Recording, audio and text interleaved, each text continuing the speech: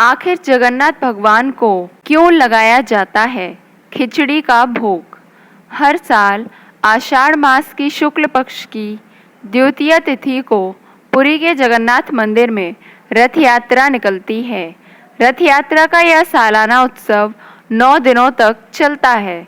रथ यात्रा के पहले दिन भगवान के रथ को 5 किलोमीटर तक खींचा जाता है और यह रथ गुंडीचा मंदिर तक पहुंचाया जाता है, जो भगवान कृष्ण की मौसी का मंदिर है। वहीं जगन्नाथ भगवान 8 दिन तक मौसी के यहाँ रहते हैं और 9वें दिन यानी देवशयनी एकादशी से एक दिन पहले आषाढ़ मास की शुक्ल पक्ष की दशमी तिथि को भगवान जगन्नाथ मंदिर में वापस आ जाते हैं। इस रथ यात्रा को देखने के लिए न केवल देश से बल्कि विदेशों से भी भक्तजन आते हैं। अगर आप जगन्नाथ मंदिर गए हैं तो आपने देखा होगा कि वहाँ सबसे पहले खिचड़ी का भोग लगाया जाता है।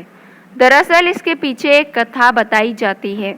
बताया जाता है भगवान जगन्नाथ की एक परम उपासक भक्त थी, कर्माबाई, जो भगवान को अपना पुत्र मानती थी और उसी तरह उनसे स्नेह भी करती थी। कर्माबाई काफ़ी वृद्ध महिला थी, लेकिन हर रोज भगवान जगन्नाथ का भोग लगाना नहीं भूलती थी। एक बार कर्माबाई के मन में आया, क्यों ना एक बार अपने हाथों से भगवान जगन्नाथ को भोग लगाया जाए। लेकिन उनके मन में शंका भी थी कि क्या वह उनको पसंद आएगा भी या नहीं। भगवान जगन्नाथ कर्माबाई की मन की इच्छा को जान गए और वह एक दिन सुबह सुबह उनके घर चले गए और बोला कि मुझे बहुत तेज भूख लगी है, इसलिए कुछ जल्दी से बनाकर दे दीजिए। तब जाकर उन्होंने झटपट से खिचड़ी बना दी, क्योंकि उसको बनाने में ज़्यादा समय नहीं लगता। कर्माबाई ने भगवान को खिचड़ी परोस दी और खुद पंखा करने लगी। भगवान बड़े चाव से खिचड़ी खाने लगे और कर्माबाई से कहा कि मुझे यह बहुत पसंद आई है, अब से वे रोज़ खिचड़ी खाने आएंगे। भगवान जगन्नाथ की बात सुनकर कर्माबाई बहुत प्रसन्न हुई। उस दिन के बाद से कर्माबाई हर रोज़ जल्दी खिचड़ी बना देती और भगवान भी खिचड़ी खाने आ जाते और कपाट खुलने से पहले मंदिर वापस चले जाते। एक दिन जब कर्माबाई खिचड़ी बना रही थीं, तब एक महात्मा ने देखा कि कर्माबाई बिना स्नान और रसोई साफ किए बिना खिचड़ी बना रही हैं। तब महात्मा ने कर्माबाई को समझाया कि ऐसा करना गलत है। अगर प्रभु के लिए भोग बना रही हैं तो स्नान करके और साफ सफाई के साथ नियमों का पालन करते हुए भोजन तैयार करें।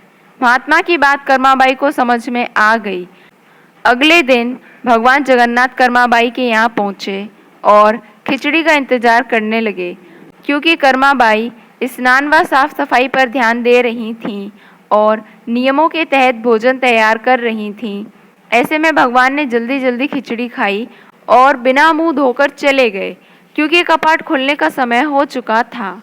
मंदिर के पुजारी ने कपाट खोलते हुए देखा कि भगवान जगन्नाथ के मुंह पर खिचड़ी लगी हुई है। जब पुजारी ने भगवान से इसकी वजह जानी तो भगवान ने सब कुछ बता दिया और कहा कि भगवान तो केवल भाव के भूखे हैं। अगर सच्चे मन से भक्त केवल पत्तों का भोग भी लगाएगा तो उसका स्वाद सोने चांदी की थालियों में लगे भोग से ज़्यादा होगा।